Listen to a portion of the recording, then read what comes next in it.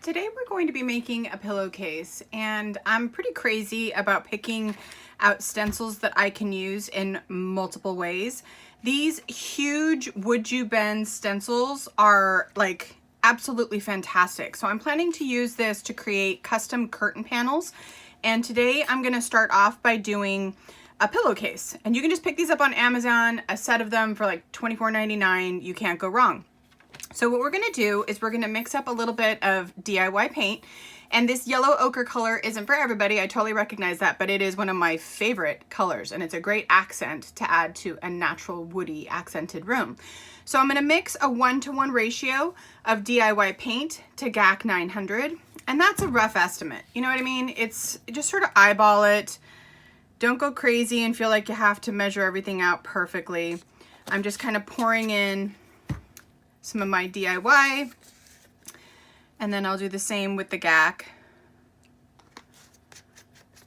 Stir it together, and the thing is like with chalk paint, you know as well as I do that it's like super thick.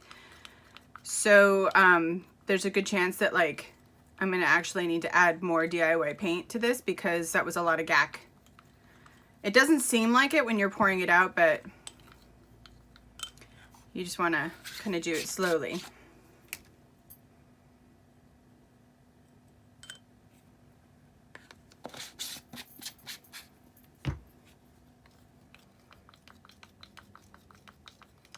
Now it's pretty watery, so we're just going to work on being very careful with our stencil brush. And if you need to put this on a plate, you can absolutely put this on a plate. That way you can load off and load on at your convenience. Okay, so we'll just kind of dab in, offload a little bit here. Try not to wiggle around your stencil too much and just go crazy with your circular motions and your stenciling brush. Less is more.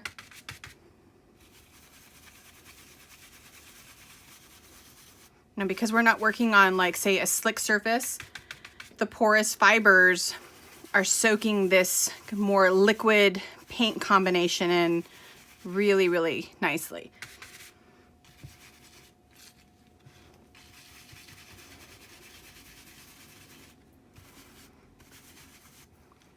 Little peek.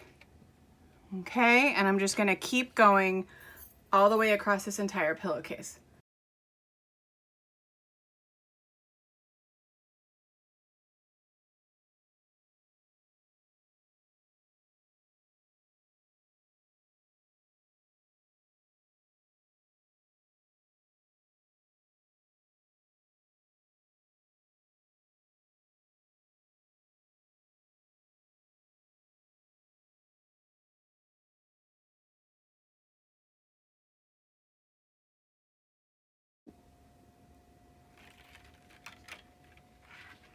So the really great thing about using the same color chalk paint that you would use on a piece of furniture is that like your accent pieces match as well.